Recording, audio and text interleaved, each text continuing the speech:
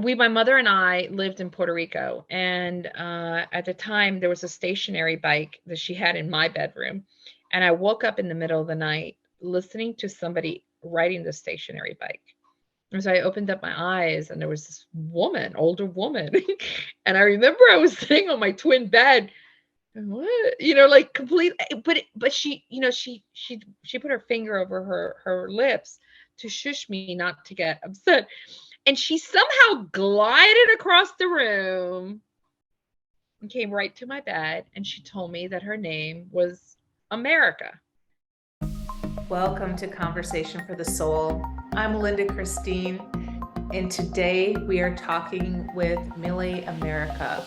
Millie is a medium, she is a psychic, she is an author, and she is just a total joy to speak with. She is funny, she is vibrant, and she has some very good points to share. We talk a little bit about how her vision started when she started seeing apparitions when she was a very little girl. We talk about her near-death experience and what she saw on the other side.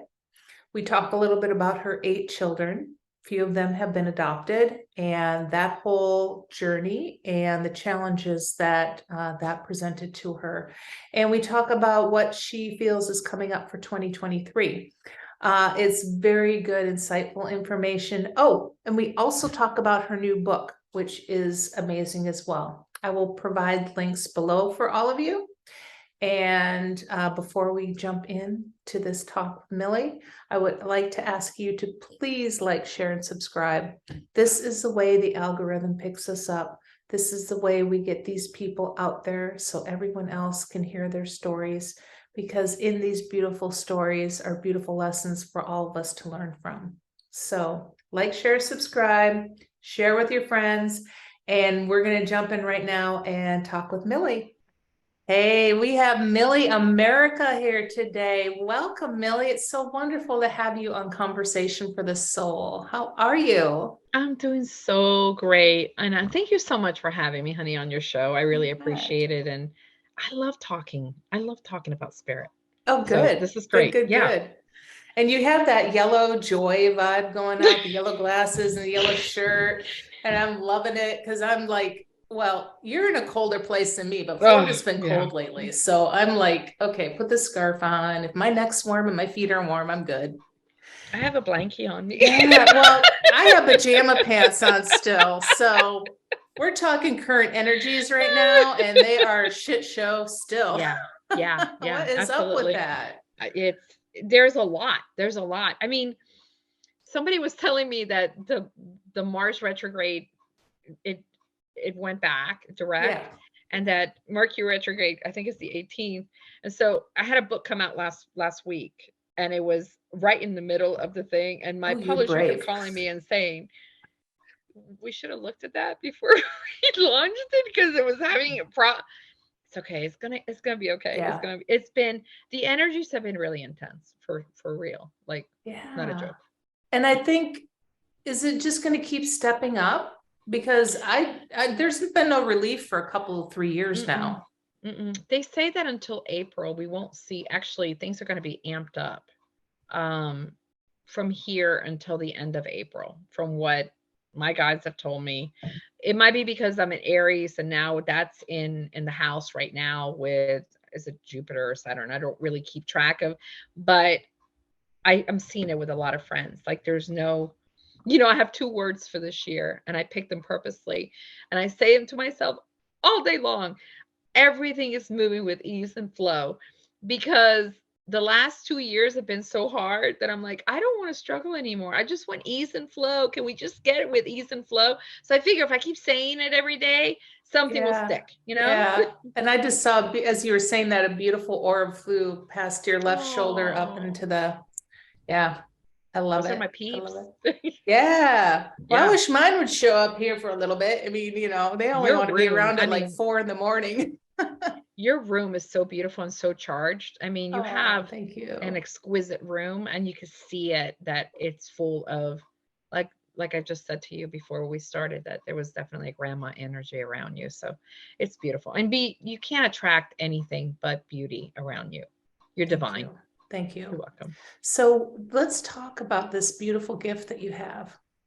How did that present itself to you? When did it happen? And were you fully accepting of it when it happened? I was born with seeing spirits, and I think I was like 6 or 7 that my mother and I lived in Puerto Rico, and at the time there was a stationary bike that she had in my bedroom, and I woke up in the middle of the night listening to somebody riding the stationary bike. And so I opened up my eyes, and there was this woman, older woman, and I remember I was sitting on my twin bed. What?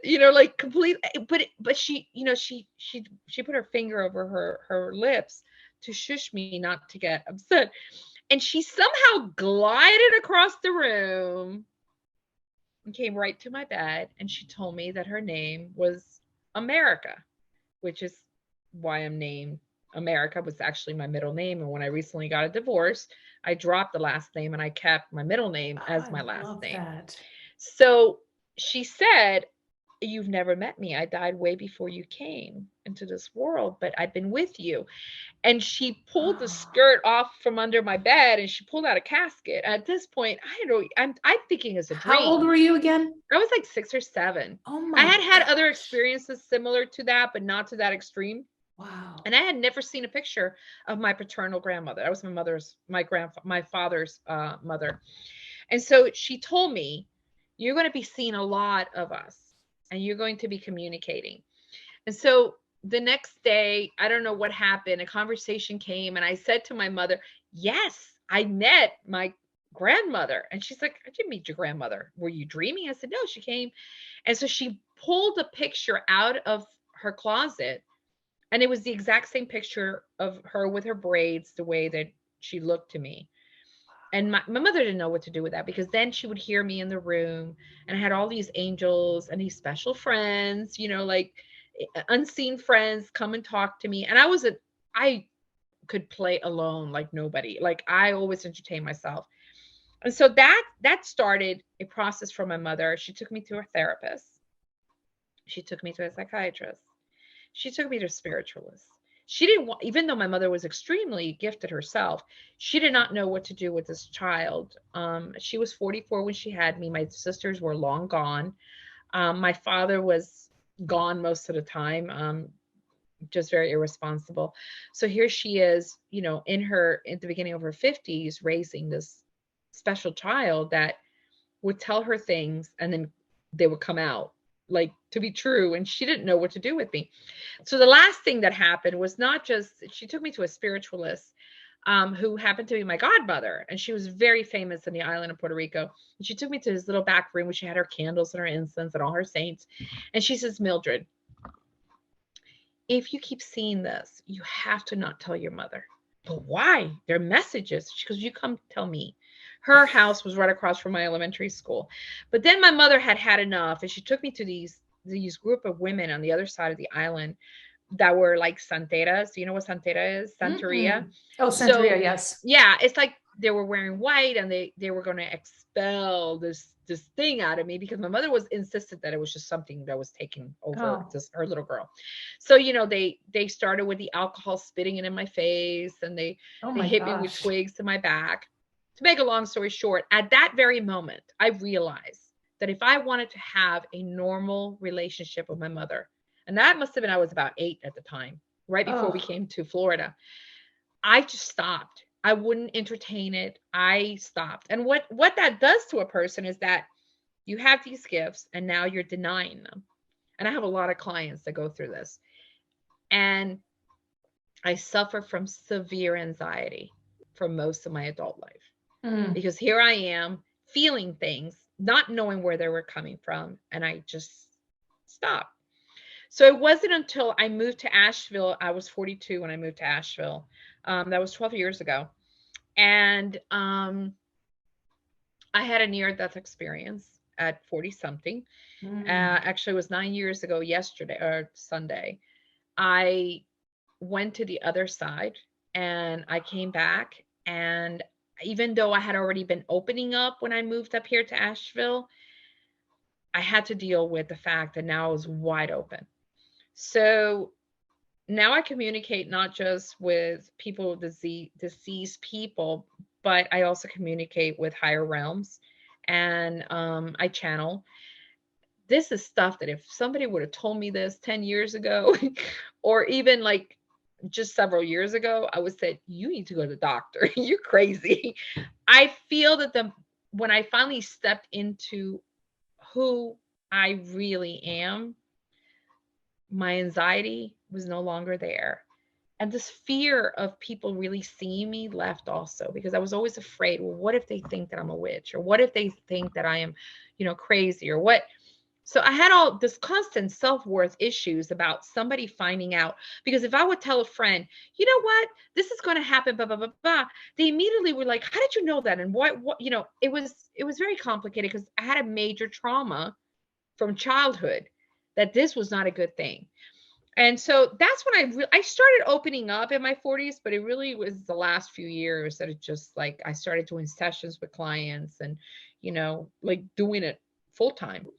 But it took a lot for me to get here. I wish I would not had resisted as much as I did, because I wasted a lot of time and energy trying to cover up something like this is who I am, Yeah. Yeah. Wow.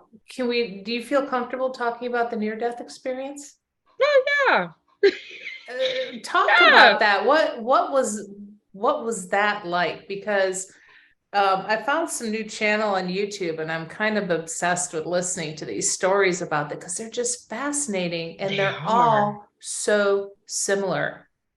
So to me, there's definitely a lot of truth in those stories. Oh, and you know what? Somebody said to me one day, well, are you sure it wasn't your brain that wasn't getting enough oxygen? And I'm Oof. like, whatever you want to call it, I experienced something. Whether it was a lack of oxygen or the trauma of like it masked itself into the first a heart attack, which it wasn't, and then a stroke right after the other. My blood pressure went sky. So Mm. whatever caused it, it doesn't matter, because the few moments that I was in that other realm felt like I was there for hours. And so I had just returned from South Florida. I live in Asheville. One of my daughters that I adopted from Romania, who's mentally challenged, had her first child. And I went to visit the baby. She was 11 days old. And when I saw the conditions and that there was no way that she would be able to take care of this child, I came back with a realization that most likely I would end up with my granddaughter. Mm. The stress that it caused me was so horrendous. The awareness and me seeing it, that on the 15th of January, which I had just come back 2 days before that from Florida, I said to my then husband, I think I shouldn't have eaten that broccoli last night. It's like not sitting well in my chest. I was blaming it on the broccoli because I never eat broccoli. And he's like, "What do you mean?" And I'm like, "I feel like I have an elephant sitting on my chest. I can't." So we went to lunch, and while in lunch, I had a phone call, and I realized I couldn't pick up my left arm. Oh And he gosh. had been a medic in the Navy, and he's like, and my face started drooping on one side, and I kind of went a little bit unconscious. He got me in the car, and because the hospital wasn't so far, and I had a thought. It started to snow, and it was one of those really fluffy snow that it just feels like something magical. And I had put the seat back, and he was racing me to the hospital and talking to me at the same time because I was coming in and out of consciousness, and I thought to myself, this is a really good day to die. I don't even know why the thought came to me. But I knew that at that moment that there was something going to happen, because the day before that, I had a visitation from a huge Celtic woman in my house. She didn't say anything. She just stood there the entire day on a corner of my room with a big sword. And I was supposed to go down and get food because they were expecting that snowstorm to come. And because she was there, I thought, you know what? I'm not going to go down the mountain because, I mean, obviously, she's just standing there looking at me. And the next day, she disappeared. And so we make it to the hospital. They do a scan. They had to do like one of those where they put iodine in your body to get the right image. from my brain because I was having all these issues. And as they were putting the iodine, she appeared and I heard her right before they put me in the machine. And she said, "Okay, Mildred, this is going to hurt, but we have to get you out of the way." After Wow. that, I really don't know because they pulled me out and I just basically left my body. And I went to this place that I wish, when people say the biggest fear there is death. Most people fear death because they can't figure out what's going to happen. I don't have that fear because what I experienced was the most beautiful peace and the most beautiful love that I have ever had in my life. I was in this white. Did you ever watch The Matrix? Yes. You know the white room where he's in that white room when the guns start going ba, ba, ba, ba, ba, ba, ba, but he's in that white room where the architect is. That is the room. It was like you couldn't tell the ceiling or the floor. It was all white, just bright white.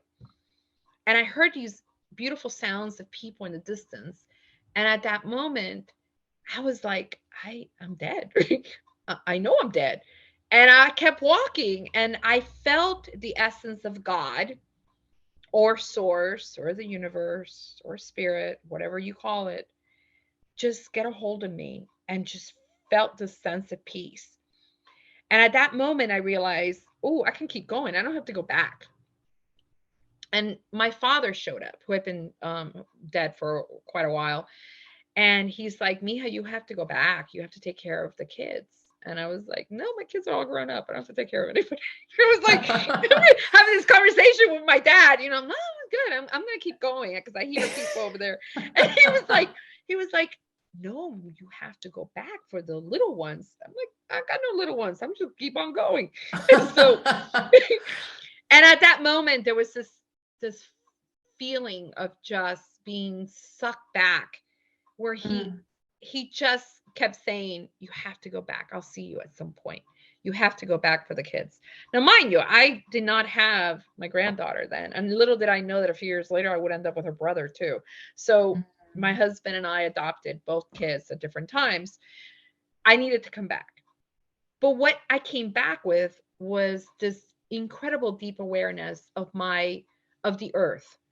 The first hour after, I was back, actually that night, everything was new. It was like I was born again.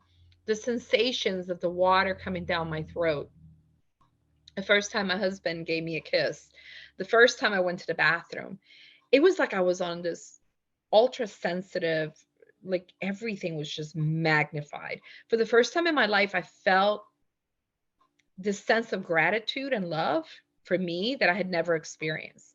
And I was okay. Like I was like, after you experience that, how do you go back to normal life?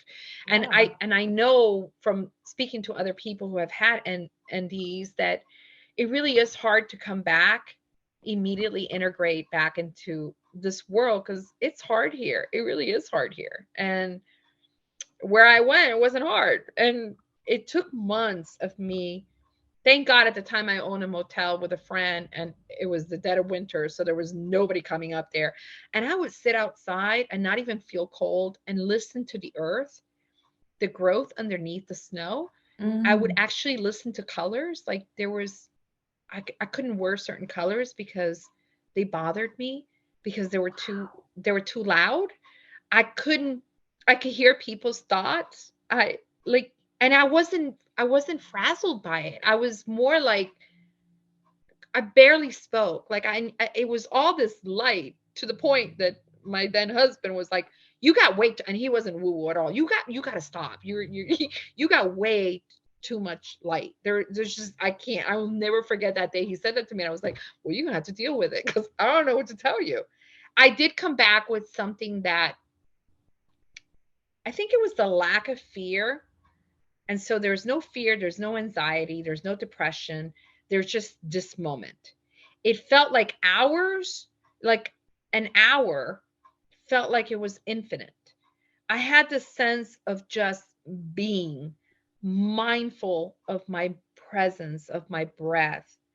And I don't I wished I could get it right back, but I think it's just because life is just takes over and we're not meant to be in that state of suspension.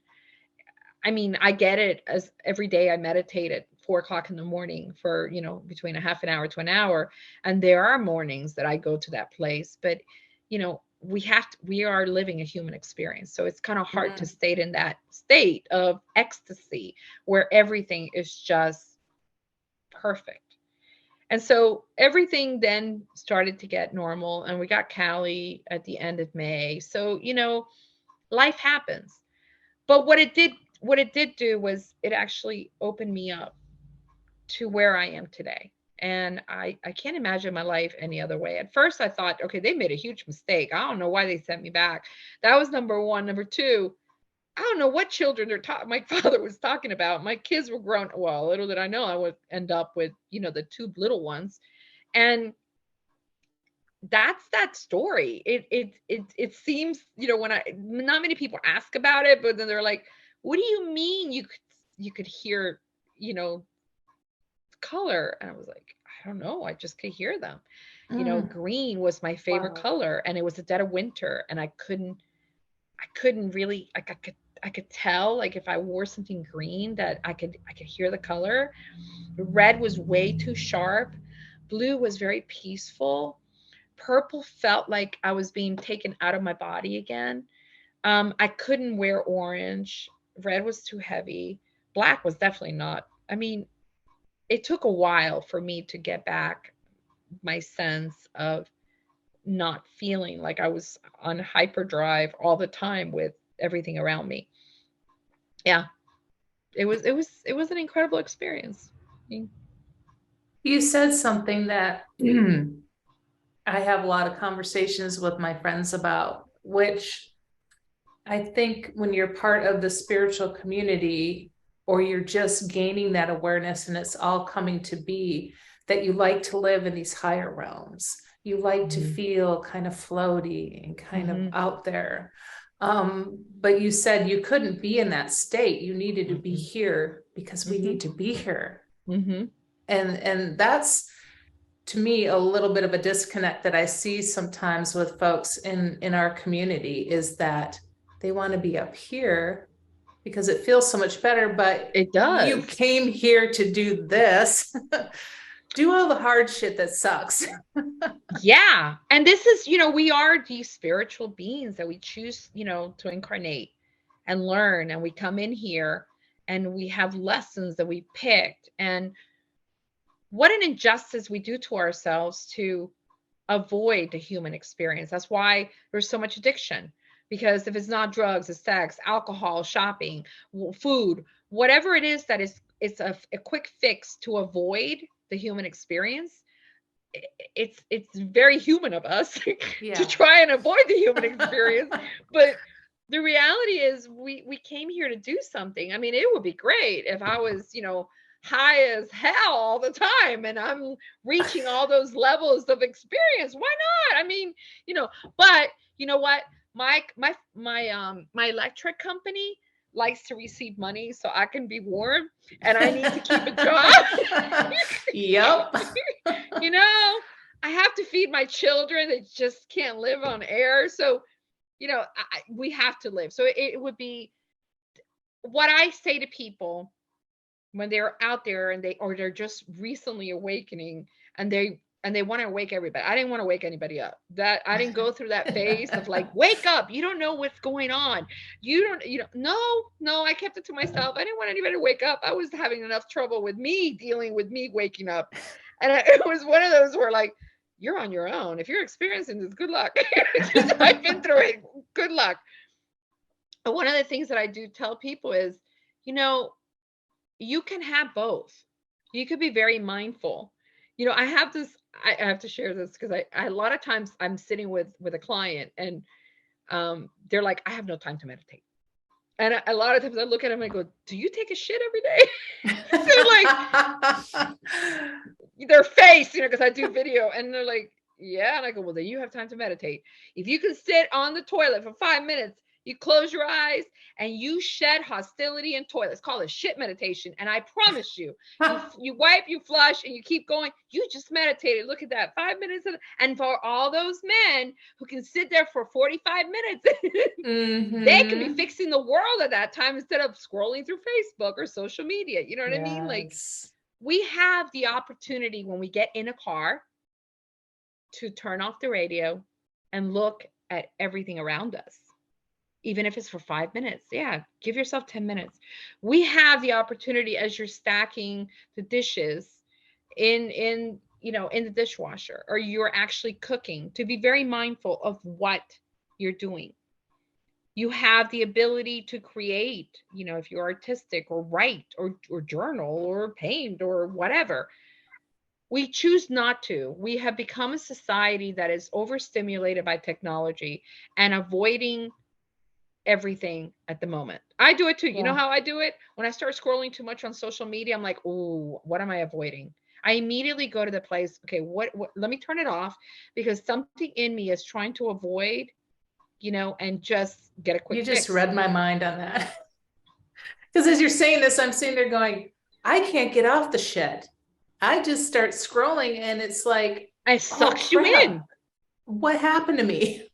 It sucks you. And then hours go. And now they have the reels, and you're like, oh, I got COVID for the first time the weekend of 4th of July.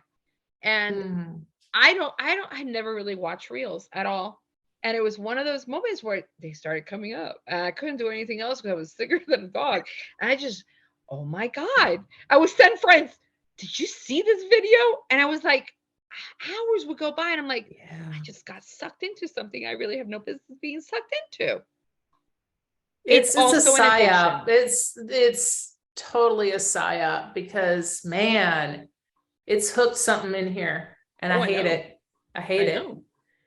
Because there's so many other things I love to do. I'm very creative, and I'm not doing it because I'm getting sucked in. So I gotta cut the cord somehow. What I do is that I give myself, just like I do my little ones with their tablet, I give myself, like, after 6 o'clock in the evening, I have a do not disturb on my phone. Unless you are one of my children, you do not come through my phone. And I also lock my phone, and I put it half the time in another room, because that way I'm not on, unless I'm really trying to get something that I need to do on social media, because it's part of my business. But other than that, I will not entertain. I don't entertain anybody after that time. And I definitely don't entertain social media. It's the only break that my brain gets from the whole day, from being on technology, or dealing with, with clients, or, there has to be a point where my brain turns off, because just like you, because you're highly sensitive, we're absorbing everything constantly. All information is being absorbed. And, what I did learn from moving to these mountains was we bought I call it the Bates Motel. It was a rundown motel that we were going to turn into a retreat center. And so when there was nobody there and there was no money, my friend at the time, she used to work for Southwest Airlines, she would take off for like months at a time because bills needed to be paid. And there was nobody coming in. And I would hike in these mountains. Like, I didn't have the baby at the time, and I just had 2 teenagers, and they were in school. And I found myself so driven and just disappearing into my thoughts. There was no social media. There was nothing but me and nature. And it was the best healing after having left a relationship of 18 years. It was the best healing after a lot of trauma. And I think that we need to go back to the simple life. We could have technology, but we also need to be mindful of how much time we spend in technology or gaming, or, whatever it is, whatever your choice of drug is. It's, everything in moderation. And I feel that has helped me also expand my consciousness, because the less time I am on something, the more it seems to open up, or it gets triggered, in a big way, when we step away. Yeah. Those are very wise words. Now your kids, Now, I don't know you. We're getting to know each other today. So your kids, are they all adopted or just some of them? I have 8 altogether. I have 2 biological children, and then I have 6 adopted. Wow. The last 2 are basically my grandkids, but Right. they're from one of my daughters that I adopted from Romania. So I adopted 4 little orphans from Romania. One was 11 and a half. The other one, the one that I have her children, was 9. And then the first one that I got, she was 2 and a half. And then the following year, I got my son, who was going to be 4. And like, it's not a myth. The older they are, the more issues they're bound to have, Yeah. especially when they've been institutionalized in a third world country. So it was a very challenging time, raising these little ones. And what a gift. If someone was to ask me what is the biggest gift that I have learned in my life, is how to be a mother. They teach me every day. And I am so blessed because I've had a lot of regressions. And I remember a few years back I had a regression, and I said to the practitioner, "Is there anything you want to learn while you're in the in between place?" And I said, "Yes, I would really like to learn. What did I come here to learn? What was my lesson? What did I pick here?" And so when I was in the in between place, my higher self, without skipping a beat, said, "She picked unconditional love." Mm. Well, Linda, you know what? We don't learn unconditional love when things go smoothly. We don't learn unconditional love when we're in love with people that are in our same wavelength. We learn unconditional love when it gets hard, and especially with Yeah. children or with mates or with parents or with people. Unconditional love is unbounded love. It means there's no restriction, no judgment. I came in to learn that, and boy, I'm doing a great job. It's just Dang. Yeah, yeah, you are. I'm learning all types of unconditional love. So with these little ones, it doesn't even necessarily need to be the biological ones. Did they come in with some sort of gifts? You know, I think they're making them very different. The generation now, as opposed to my 34-year-old and my 32-year-old, wow, it's just like I have a 5-year-old that is so zen and so intelligent, and the things that come out of his little mouth, even when he was like 2, blow me away. I'm going to give you an example because this shows you how the conversations in my house go. So I picked him up and I'm on my way from aftercare. And my daughter, she was 8 at the time. This just recently happened last year. She said, "Mama, you don't believe in God." And I said, "Who told you that?" She goes, "My friend said if you don't go to church, you don't believe in God." And I said, "Well, I appreciate your friend and her opinion, but you don't have to go to a building in order to believe in God. You can believe in God just by looking at the stars or really just praying at night like we do. You don't have to go into a place. Place is everywhere. God is everywhere. God is us." So we left it at that. She kept shaking her head. Nope, nope. So I made them dinner and I'm sitting down eating with them. She's like, "And you, Luke," she says to her brother, "you don't believe in God either because you don't go to church." And I said, "Oh, we're back to this. Okay, let's clarify. Just because," I said to her, "Do I love you?" "Yeah." "How do you know?" "I don't know. You just say it." And I said, "But do you feel loved?" She said, "Yeah."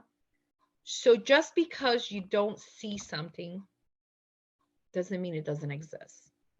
Good mama. And she got it for a minute. So her little brother says, "Oh, I believe in Spider-Man. I believe in Batman. I believe," and he went down the Incredible Hulk. "I believe in Santa Claus and the Easter Bunny." He goes, "I really believe in Santa Claus. I know Santa Claus exists." And I go, "See, your brother gets it. Do you believe in God?" He goes, "Oh, yeah, I believe in God too." Hours pass. He's in bed with me. And he says to me something about when he grows up, he wants to be the guy who used to cut our grass years ago was named Maddie. And he calls all landscape all landscaping people, the matty cutter. He wants to be a matty cutter. He wants to have a landscaping. So he says, when I grow up, I'm gonna be a matty cutter. And I looked at him and I said, God, it's so great that you know what you want to be. I still don't know what I want to be. And he looks at me, he goes, well, if you had a choice, what would you like to be?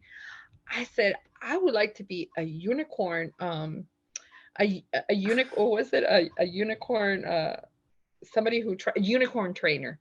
He goes, to fly? Nope, those are Pegasus. That's the problem. People confuse the unicorns with the Pegasus. And he looks at me, he goes, why can't you do it? He goes, well, there's not that many unicorns around. He looks straight in my eyes and he goes, just because you can't see them doesn't mean they're not there. Oh, wow. Mic drop. And at that moment, I thought, wow, like he absorbs everything that he sees and things, and she does too. But I mean, I think it's just they keep coming in. Like, I have a friend who had a baby, and you remember when you had young children, it would take months for their neck to just adjust. Oh yeah, I got grandkids now that are sitting up at like a month old, and it's like, what are you doing? Yeah. And I mean, they look at you straight in the eye right after being born, and just like, and you're like, were my kids dumb when they were like born?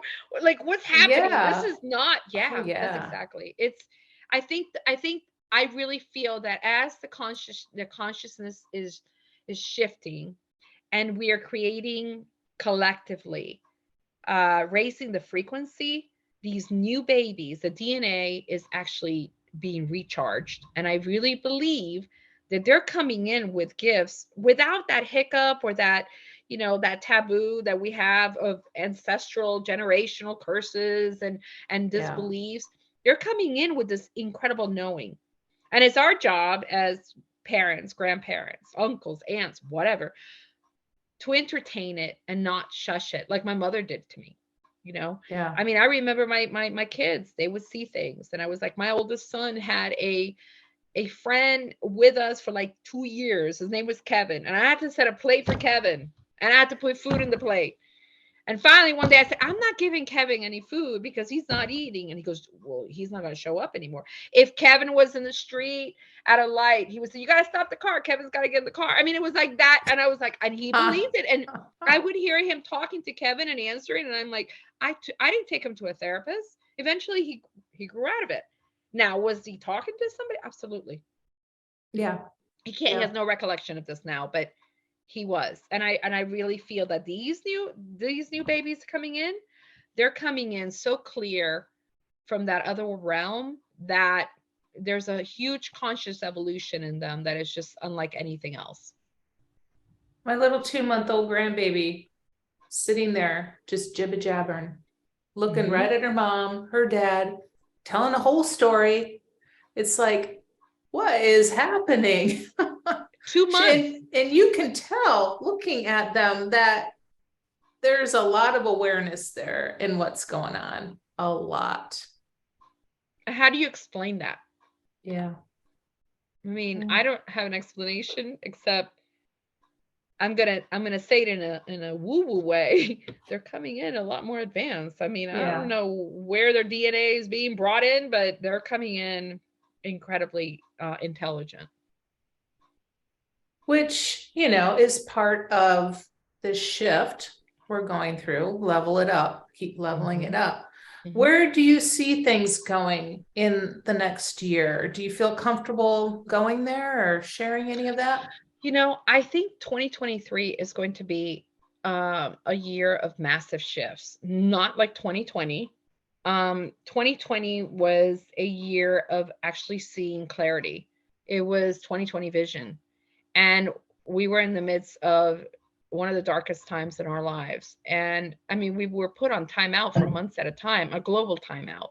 So when you think about that and the repercussions and what has happened, a lot of people have awakened because of 2020.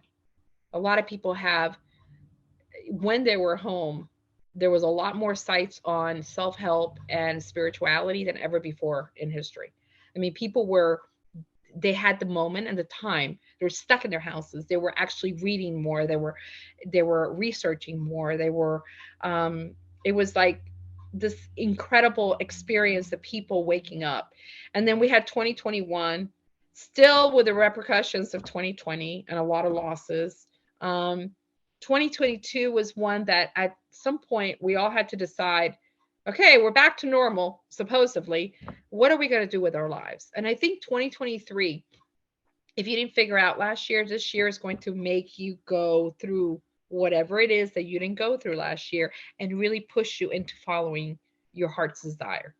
And if you could just stay in the and focus on that. But I don't see a massive like change in our global system or anything until like the end of 2024, beginning of 2025.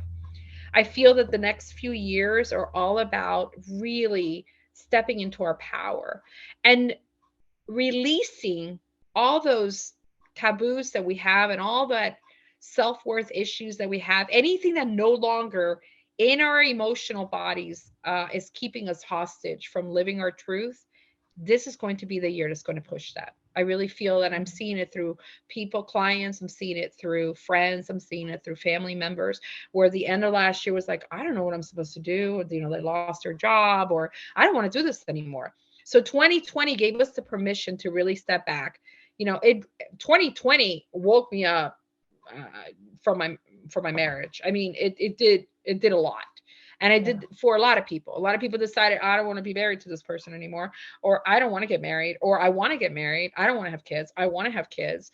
I was a lawyer. I don't want to be a lawyer anymore. I can do something else from home. So it gave us the permission to really look inward and see clearly. 2020 eyesight. I don't want to do this anymore. 2021, continue that process. But 2022 has been a year of really pushing us out of the comfort zone and saying, okay, well, now you can't keep wasting your time. So I think this 2023 is going to provide the space for those who are really looking for their spiritual connection, for their higher selves, to find the answers, to really do something with their lives that is meaningful. We are being prepared for something, as you know. I don't know exactly what it is, but it requires each one of us to wake up, and not that you're going to dumb down your humanity, but raise the vibration to see something of a new world, because we need it. It can't keep going the way it is. There's just no way. Too many people are waking up to ideas and to a lot of truth and to things that before they didn't. And I feel that this is one of those years where a lot is going to come out. It's going to come out, you know, stuff in the news, you know, political stuff that, you know, has been, you know, suppressed. And it's going to shock a lot of people. I mean, regardless what party you're in, I feel that there's definitely a spirituality underneath it all that's pushing us to make decisions in our lives like never before. What do you think? No, I agree. I noticed it and happily noticed it. Not that it's a good thing, but it's part of the whole awakening with the whole Balenciaga thing. I saw non-spiritual people going, wait a minute, have you all heard what's going on? Have you seen that? That's a bunch of crap. What? Oh my God, they're shocked beyond belief. And it's like, oh my Really? God, wait till you get to the bottom of that onion and you peel Yeah. it's like some ugly shit, you know? So I don't like it, but I like it because it's part of just shaking everybody and going, come on, let's dig down here. Let's stop with the false idols and Hollywood and, you know, all of that, and just really go inward, you know, just be. Because I always kind of thought in the back of my mind, everybody tells you, you know, you have to go within. You can't change the people around you. You just work on you. You go inside and you work on you. And I'd be like, God, that just seems like a bunch of shit. You know? But I heard it from so many people that eventually I'm like, fuck everyone around me. I'm just going to work on myself. And it was amazing how everybody around me shifted. People dropped off that needed to drop off. People that needed to step up, stepped up. And people that needed to really like have certain boundaries, or I set certain boundaries with, were either going to honor them or they were going to go away. And it happened. It does. And I it think blew that my mind. I know, that's why I say I have no business waking anybody up. All I got to do is just shift my energy. Yes. And if those who are with me either handle it or adjust accordingly, or they don't. And if they don't, they're not supposed to be in my life. And that's why when people are like, they have this sudden Kundalini wake up or Kundalini rising, or they have, these experiences, spiritual experiences, they immediately want to go and slap everybody in the head and go, wake up, you got to wake up. Like, don't do that, because everyone is moving at the level of their awareness and their experiences. You can't walk without crawling first. So you did that. Now you're walking. You're almost running, but you have to crawl. You can't push somebody out of their slumber and say, hey, wake up. First of all, you look like a crazy person. I'm just going to say, I know people that wake up and immediately they're shaking everybody and they're upset, and you see their post, wake up, you stupid Mormon. You're like, yeah, because that's going to work really well. Yeah, right? Just like telling me what political party I should be. Exactly. It's going to work really, really well. Yeah, I don't know about you, but if somebody tells me that I have to do something and they're going to shove it down my throat, whatever, if it's religion, politics, a TV show, a book, I am going to fight it if it doesn't feel good. I'm going to go, okay, you do you, boo, but I am not there yet, And that is the difference between somebody who has already had some kind of a spiritual understanding. I'm not here to wake anybody up. I can tell you, keep on sleeping. That's fine with me. I'm not. That is not what I'm here to do. My number one thing to do on a daily basis is be the best person I could possibly be for me and my children, those around me. And if I could inspire somebody with something that I write, yay. But the reality is, I have no way of shifting or changing anybody unless they're in the same frequency or they're feeling it. No, you know what? You can go ahead and you believe whatever you want to believe. I have, but I think it's a common thing when people do have a spiritual awakening, because they see things in a very different manner, or they've joined a religion, or they've, they shifted a political agenda. They want everyone to feel what they feel so they themselves know that they're in the right. Because it's ultimately about how they're feeling. It really isn't about how you're feeling. They want to know that what you are feeling is exactly the right choice. Because if you really think about it, what do you care what another person thinks politically or spiritually? Right? It's just, you want to make sure that you're not crazy. So you're like, come over here. This is the way it is. This is this. No, you know what? Everybody's walking their own walk. Absolutely. Absolutely. Now, before we wrap up today, I do want to talk a little bit about this book that you have. Tell me about that. What is that about? Erasable is a memoir that I wrote about 20 years ago when I had a head injury and I had amnesia and I did not recognize my 6 kids and my husband then. Oh my gosh, how did we miss that conversation? Whoa, okay, another hour. Yeah, that's a whole different story. Right. Anyways, it's out. It made Amazon bestseller, #1 Amazon bestseller last week. Yeah, I'm shocked. Shocked to say the least. And it chronicles the journey from that moment that I thought I woke up and I thought I was 19, and I was with my first husband, when in reality I was 33, had 6 kids, and was with somebody else that was 17 or 18 years older than me. So it chronicles me moving through that. And the book is separated in 4 sections. The mind, which I lost. The body, which I had a lot of body issues and struggled with breast issues and just a lot of body issues because of the stress that I was carrying. And then the next section is spirit. And that's when I really opened up here in the mountains. And then what combines and collects all of it together is love. So it's just my journey. It's my journey and also to see that I waited 20 years. It was in a computer and then it was, not there. So I finally decided this year that it was time to put it out there. And it's my journey. And I really do feel that most people can relate to it. There are parts for everybody. It's not just, a woman that loses her mind, but it's a hero's journey of going through something really hard and getting through it and realizing that, you know what, just keep putting one foot in front of the other.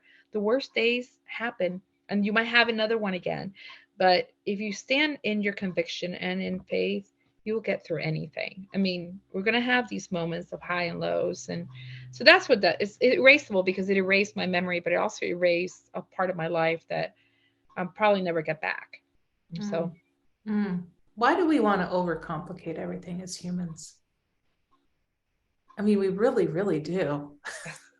I mean, like, I am the most, I don't want to say stubborn because that sounds very negative. I like to see it. I like to put a spin on it. I am very tenacious. Me too. I'm very tenacious. And so I don't learn like most people. I have to have really hard lessons. I am now at 54 thinking, I'm done with that. So when I start, if I bump my toe, I go looking to see what my toe trying to tell me on Louise Hay's book. Like, I want to make sure that things are not as difficult as they have been most of my life. I am really aware spiritually and as a human that when things happen, I step back and go, what am I needing to learn? Let me learn it quickly because I don't want to be in this hole. With grace and part ease. of the awareness. Huh?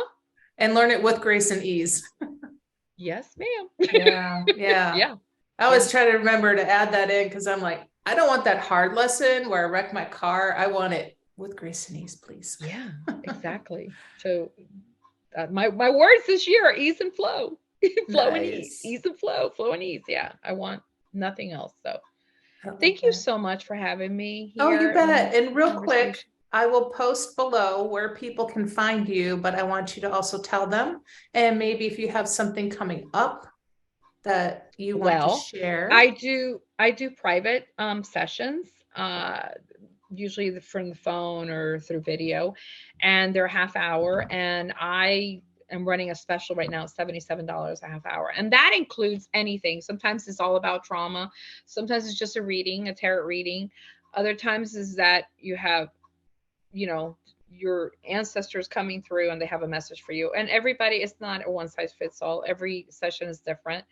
And I have the book and I'll be doing a whole bunch of podcasts and stuff about the book. And this year is all about really expanding my business and writing. I started another book and I'm hoping to get that one done quickly. And my goal here is to really go out there and talk about how to get through the tough times. So hopefully the book will open that up, to really get on stage more and just share and make you laugh. Yes. That is my favorite thing to do. You're very good at it. Oh, you're a joy. You're a joy to speak with, Millie. I love it. I had such a great time today. And I can't believe the hour went so quick. Oh, I know. Anyway, well, thank you, my dear. And thank you, everybody, for tuning in. Thank you. Alrighty. Bye-bye.